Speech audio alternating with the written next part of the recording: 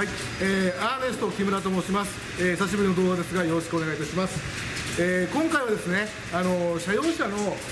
キャリートラック、4WD なんですけども、エンジン本体がもうかなりもう異音しちゃって、もう内部破損ということで、オーバーホールするか、あとはリビルトのエンジン交換するかということで、リビルトエンジン交換することになりました。異音といってもかなりのカタカタしてましてね、アッセンブリーで交換ということで、今回エンジン用意してありますが、そのついでにアーネストの商品、リビルト部品、有料部品、いくつかあります。使えるものをすべてこのエンジンに、搭載しようかということの企画で、今回の動画、撮影させていただきます。よろしくお願いいたします。それではですね、このエンジンのその異音がどのような音かということで、今実際エンジンかけて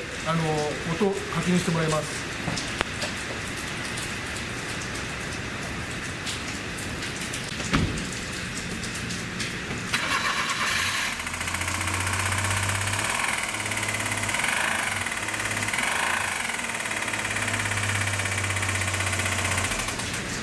はい、今音を聞いていただきました。おそらくクランクのメタルが飛んでるか、あとはシリンダーヘッドのタペットを打ってるかというような形の音だと思います。かなりオーバーホールすると費用かかりますので、今回はこちらのリビルトエンジン、アーネストの協力会社の方から、支給していただいたエンジンです。状態としてはトヨタさんの部品でいうとパーシャルエンジン、もしくは日産でいうとベアエンジンという類の種類のものになります。ここについていない周りの付属品ですね、シリンダーエキゾーストマニホールドとかインテークマニホールド、こういったものはすべて移植します。移植するついでに、他のリビルト商品、有料部品を付け加えていきます。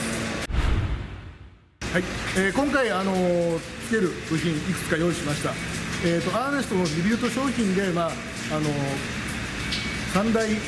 イン商品となるオルタネーター、スターター、あとこれから夏のシーズンエアコンコンプレッサー、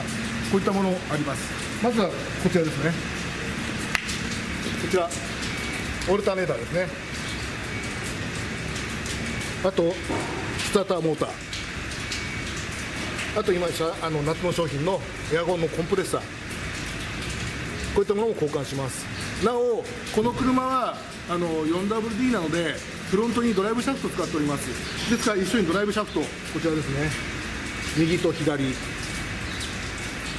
左右ですね、これも交換させていただきます。それと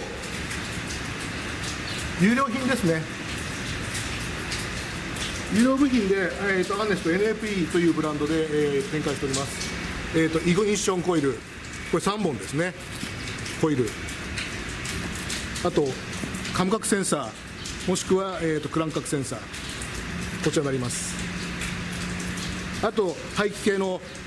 O2 センサーですね、こういうパッケージになっております。あとは、エアコンのブロアのファンモーター、これも交換していきます。今回はですね、まず交換前の部品の紹介ということでやらさせていただきました。アーネストではエンジン脱着、交換というところの作業できませんので、私どものお付き合いのある近隣の整備工場さんの方でエンジンを下ろして補給類を、入れ替えてでエンジン乗せるという作業を行います。まずその途中の作業風景もですね後